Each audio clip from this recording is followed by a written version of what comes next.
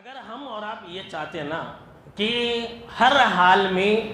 ہم ہر طرح کی بری موت سے، ایکسیڈنٹ سے، حادثات سے، آگ میں جلنے سے، پانی میں ڈوبنے سے، اس طرح کی جتنی بھی بری اموات ہیں ان تمام موتوں سے بچ کے رہیں، تو ہم اور آپ جب کبھی بھی اپنے گھر سے نکلے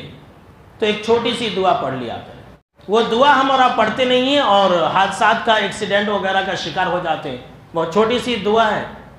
لیکن اس کا جو فائدہ بہت عظیم ہے، لوگ اس سے واقف نہیں ہیں۔ وہ دعا کون سی ہے؟ وہ دعا ہے کہ بسم اللہ توکلت علی اللہ لا حول ولا قوت الا باللہ۔ اس کا معنی کیا ہے کہ میں اللہ کے نام کے ساتھ اور اللہ پر بھروسہ کرتے ہوئے نکلتا ہوں۔ کہ آپ صلی اللہ تعالیٰ علیہ وسلم نے کہا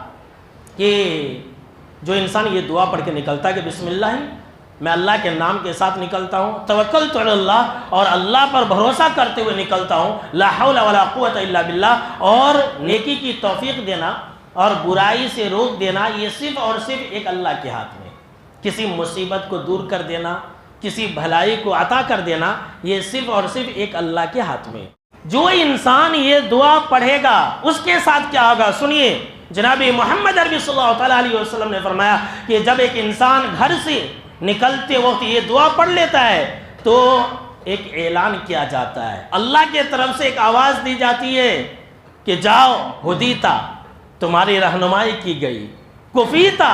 تمہاری کفایت کر دی گئی ہے، وَأُقِیتا، اور تمہیں بچا لیا گیا۔ اور ایک دوسری روایت کے اندر ہے جیسے انسان گھر سے باہر نکلتا نا یہ دعا پڑھتا تو ایک شیطان،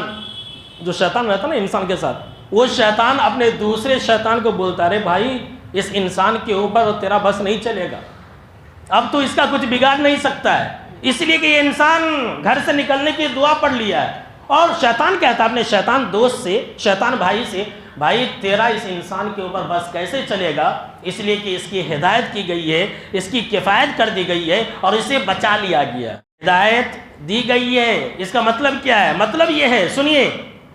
اہل علم نے لکھا ہے کہ اس کا مطلب یہ ہے کہ جب ایک انسان گھر سے نکلنے کے وقت میں یہ دعا پڑھ لیتا ہے تو جس مقصد سے وہ گھر سے نکل رہا ہے اللہ اس مقصد میں اسے کامیابی عطا کر دیتا ہے، اس کی رہنمائی کر دیتا ہے کہ تجھے کیا کرنا نہیں کرنا ہے۔